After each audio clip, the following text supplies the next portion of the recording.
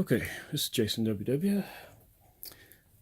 Going to do a video basically covering this KSGER soldering station. This is their battery powered unit. Now I have to say straight from the beginning, when this unit arrived, it had a couple of problems. One is one of the soldered tabs right here, it came loose on one of the batteries. So the battery voltage was way low, and I don't have a spot welder to fix it, but I did rig up a little thing. Basically,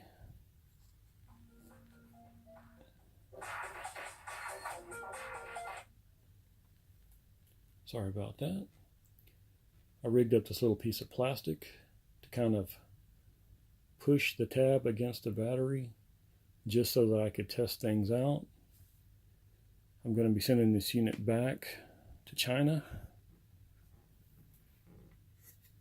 They're going to replace it for me, because it's not just a matter of getting the battery spot welded.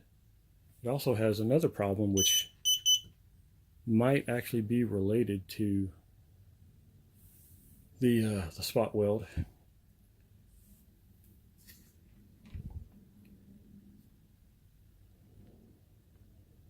See if I can. It's a little hard to see. This is this circuit board in here.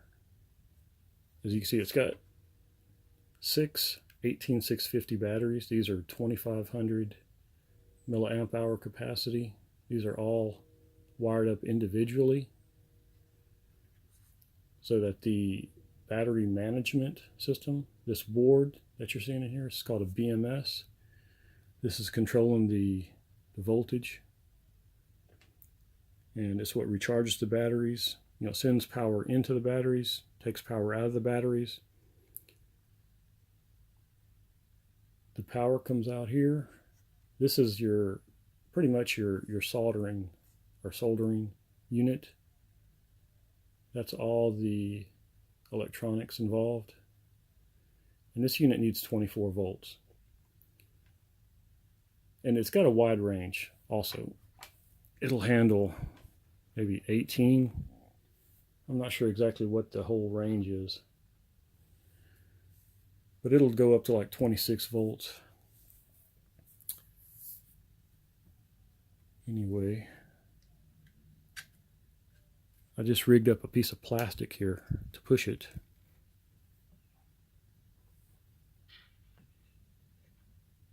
And as you can see, it's reading a little high. 25.5. These batteries are fully charged. This is the power supply. It's got a green light where it's blinking red. It's fully charged. If the batteries are low and they need to be charged, it'll go solid red. But this is a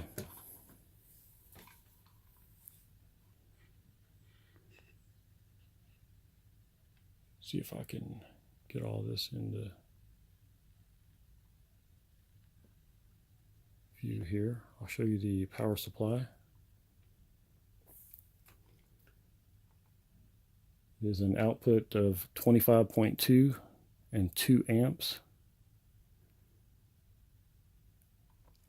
Now I've actually measured the amperage going to the board.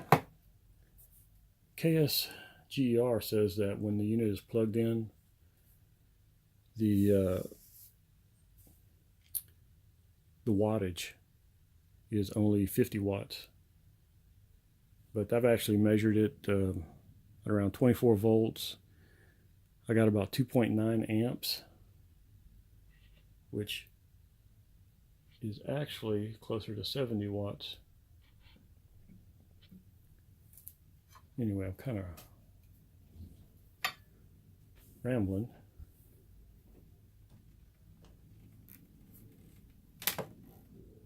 This is the internals. the other problem I was talking about, you've got a battery management chip here. We've got another one over here. And I believe this one is what controls these three 18650 cells as far as charging. This chip charges these three.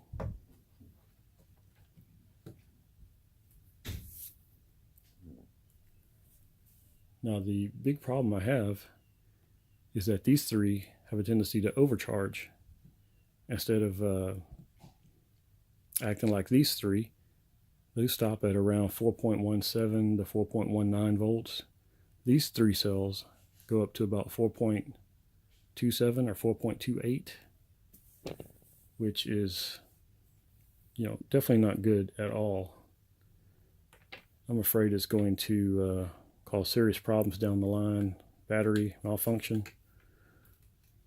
I'm just going to take out my little homemade spacer.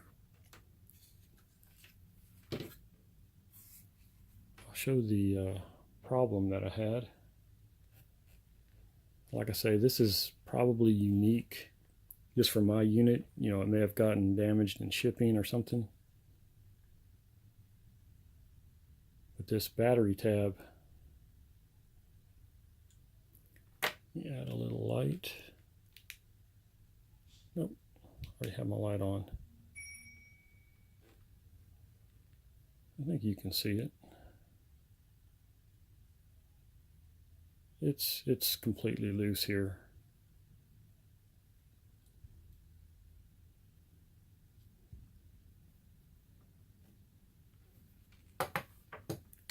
Anyway, let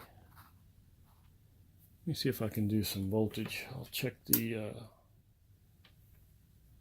voltage out for you. I'll do each battery.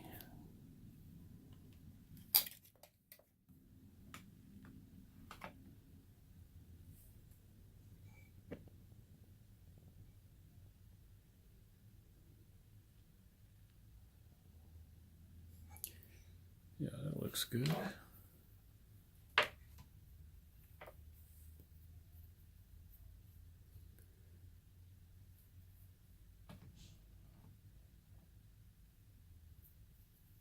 Okay, I'm going to start with these far three.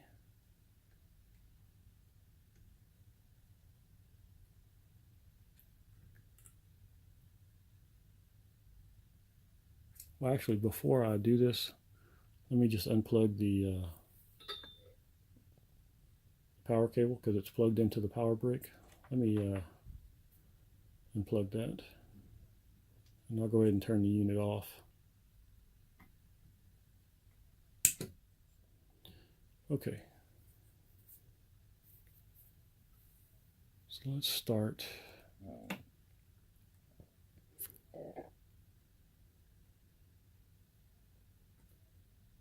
I'm going to show them negative because these top cells are reversed. Anyway, this multimeter shows properly negative numbers. Doesn't matter which way the polarity is on the probes, but you can see it's perfect. 4.17, not overcharged, not undercharged. 4.15, 4.17. Now these over here, I got 4.17.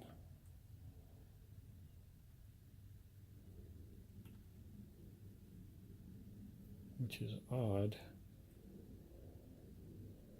Okay, this cell here, 4.27.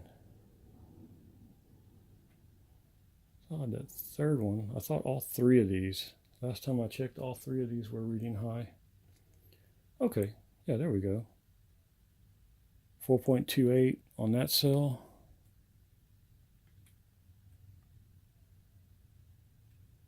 This top corner one, 4.28. Somewhere in between 2.7, 2.8.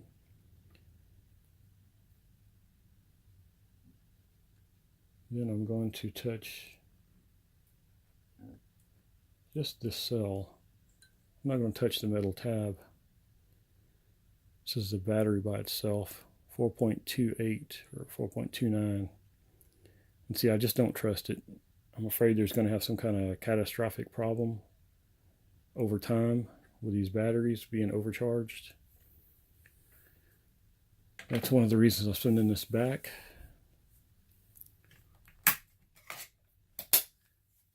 And hopefully the next one, my replacement unit, is going to be, it's going to have a different front end here. It's going to be version 2.1S.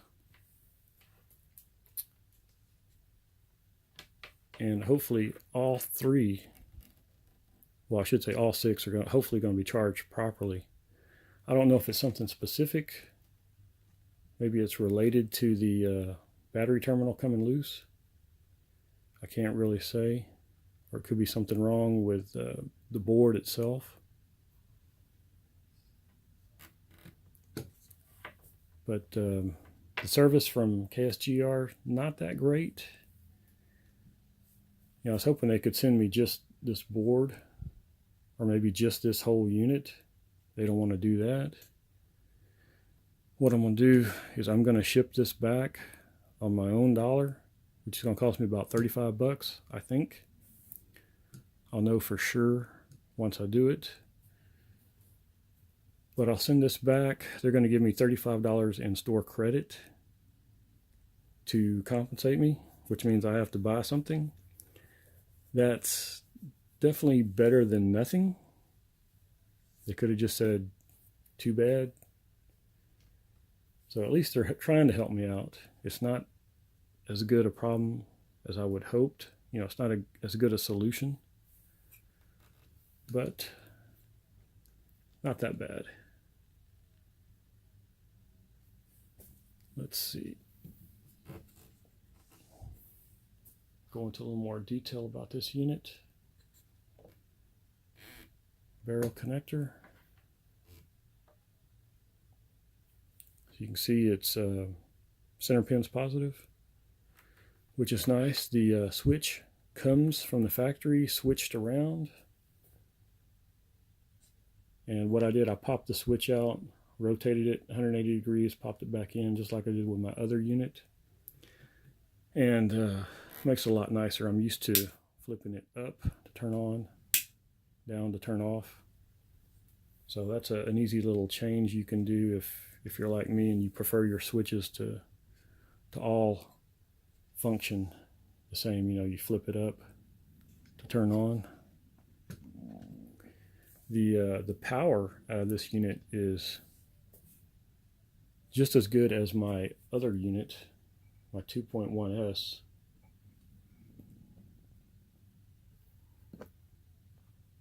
Which you can see right there. That is that's not a battery powered unit, that's strictly wall powered. It's got a 5 amp power supply in it, which is really overkill. But this battery powered unit has got plenty of power. It gets up to temperature quick, whether you're using the batteries or you have it plugged in.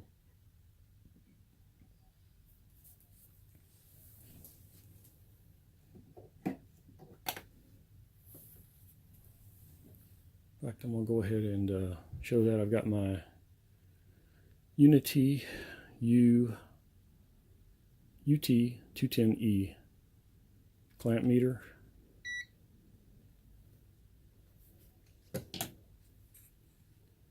Now I will point out the power inlet from the power brick comes in here. You know, this is a DC input. You've got DC input coming straight in here. These wires go under here to a point on the bottom side of the board right here, and to the bottom of the board on this corner. And then this provides power going into this battery management board, charges the batteries. And then also power from the main soldering unit up here also attaches to those same points. So it can draw battery power. You know, it's drawing battery power from the power supply in the back as well as the batteries at the same time. So you get plenty of power. Okay. Got a tip loaded in there. Going to set this to DC.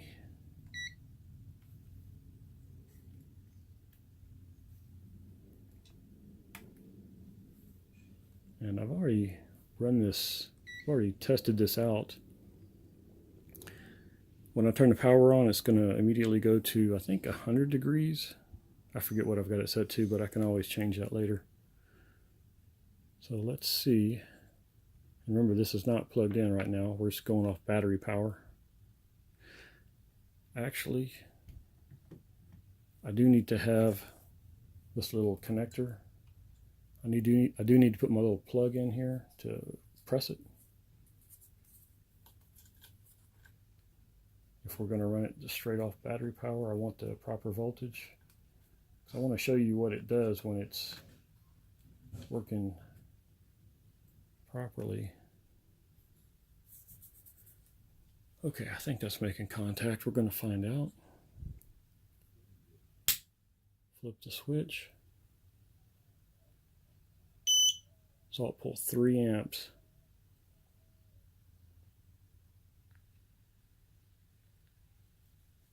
And we can see down here at the bottom, 25.5 volts. So it is making contact. We're running straight off battery power. We'll run this test again. I'll set it to go from 100 degrees to 300. Well, 300. Okay, here we go.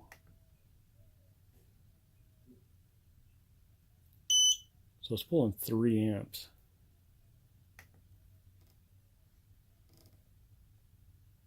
One more time. I want to watch the voltage as it goes up. Yeah, voltage stayed at 25.2, at least according to this. I didn't actually check what the amperage it pulled on that last time. But as you can see, maintaining 400 degrees Celsius. Let's see, it's trying to stabilize right now. So about half an amp at 25 volts. So that's about 12 watts, roughly.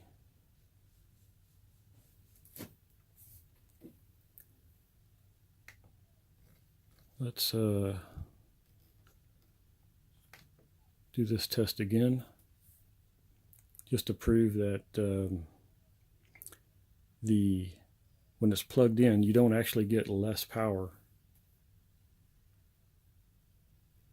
The website at KSGER says that on battery power you get 70 watts, but when it's plugged in, you only get 50 watts, which doesn't make sense.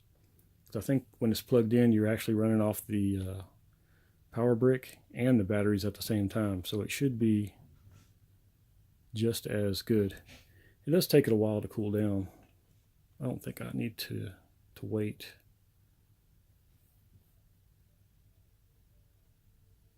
Okay, it should be drawing very minimal power. Not sure how accurate that is. Let's see if it's actually drawing that.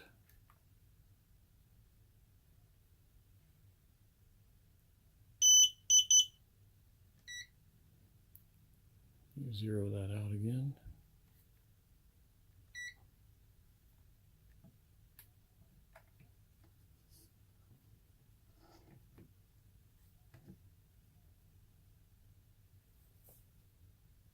Okay, so it does draw a little bit of power.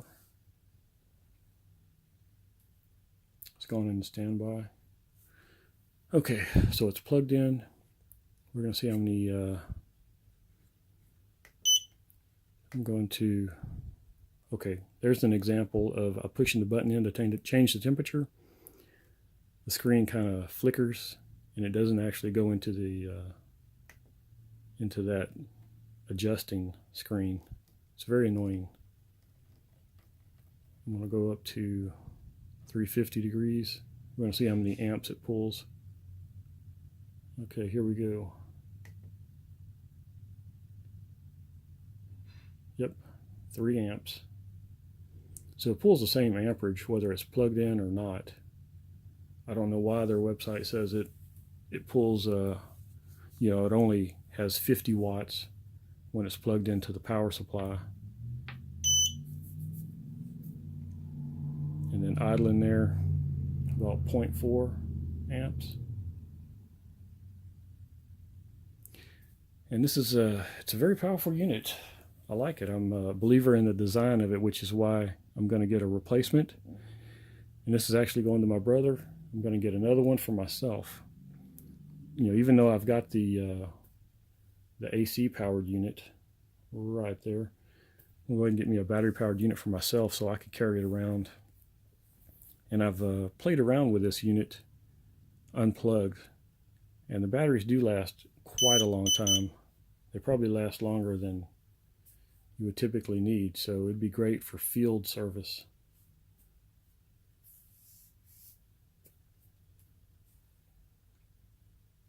Anyway, I think this video has gone on long enough. I've showed the problems with this particular unit. Hopefully if you buy one, and also when my replacements get in, they're going to be, you know, working like they're supposed to, charging properly. All the connections should be good. And both of them are going to have 2.1S. I really don't like this new, I think this is newer, user interface.